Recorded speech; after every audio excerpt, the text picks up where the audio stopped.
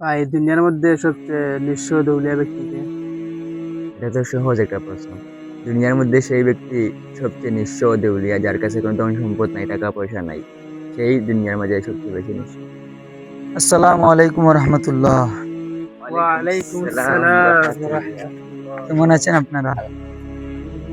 ও, আপনি কেমন এতক্ষণ আছেন? আপনারা আলহামদুলিল্লাহ, এতক্ষণ আপনারা যে সুন্দর একটা আলোচনা করেছিলেন, আমি পুরোটা অবশ্যই শুনেছি। তো আপনি বলেছিলেন দুনিয়ার মধ্যে সবচাইতে নিঃস্ব এবং দেউলিয়া ব্যক্তিটা কে? আপনি বলেছেন যার কোনো অর্থ সম্পদ নাই, টাকা পয়সা নাই, সেই প্রকৃতপক্ষে দেউলিয়া। আসুন আমরা এই বিষয়টা প্রিয় নবী সাল্লাল্লাহু আলাইহি ওয়াসাল্লামের একটা হাদিস থেকে জানি। প্রিয় নবী সাল্লাল্লাহু আলাইহি সাল্লাম একদিন সাহাবায়ে কেরামদেরকে বললেন, হে আমার সাহাবায়ে কেরাম, বলো তো দেখি তোমরা সবচেয়ে দেউলিয়া ব্যক্তিটা কে? সাহাবায়ে কেরাম বললেন, যার যার কোনো অর্থ সম্পদ নাই, টাকা পয়সা নাই, সেই প্রকৃতপক্ষে দেউলিয়া, সে প্রকৃতপক্ষে নিঃস্ব ব্যক্তি। নবীজি সাল্লাল্লাহু আলাইহি সাল্লাম বললেন, আপনাদের হয়নি,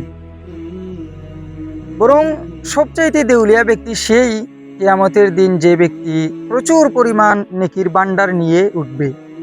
নামাজ, রোজা, জাকাতের পাহাড় পরিমাণ নেকি নিয়ে কিয়ামতের দিন উঠবে, সেই প্রকৃতপক্ষে দেউলিয়া, মুফলিস, নিঃস্ব।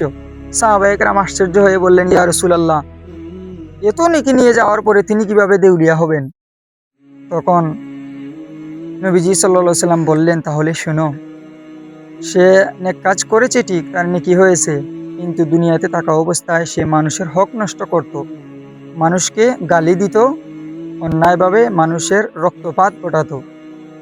কাল কিয়ামতের দিন এই মানুষগুলোর বদলা দিতে দিতে সে নিঃস্ব হয়ে যাবে। দুনিয়াতে থাকা অবস্থায় যার সাথে জুলুম করেছে, এই জুলুমের বদলা স্বরূপ তার থেকে কিছু নেকি দিয়া দিবে। যাকে গালি দিয়েছে, গালির বদলা স্বরূপ নেকি দিয়া দিবে।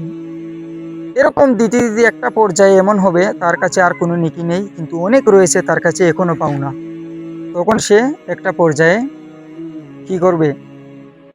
যার কাছে পাওনা রয়েছে, নেকি নাই, টাকা পয়সাও তো কিয়ামতের দিন নাই, তখন ওই ভাইয়ের থেকে সে ওই ভাইয়ের যত পাপ গুনাহ আছে এগুলো তার কাছে চলে আসবে। তাহলে দেখেন, শুধু নেক আমল, নেক কাজ আর ইবাদতই সব কিছু নয়। ইবাদতের পাশাপাশি মানুষের সাথে সুন্দর আচরণ করতে হবে, মানুষের সাথে ভালো আচরণ করতে হবে, মানুষের হক আদায় করতে হবে, এগুলোর প্রতি খুব যত্নবান হতে হবে। আল্লাহ পাক আমাদেরকে মানুষের হক আদায় করার তৌফিক দান করেন। আমরা যেন কাউকে অন্যায়ভাবে অত্যাচার না করি এবং কাউকে আমরা গালি দেয়া থেকে বিরত থাকি। আল্লাহ আমাদেরকে তৌফিক দান করুন, আমিন।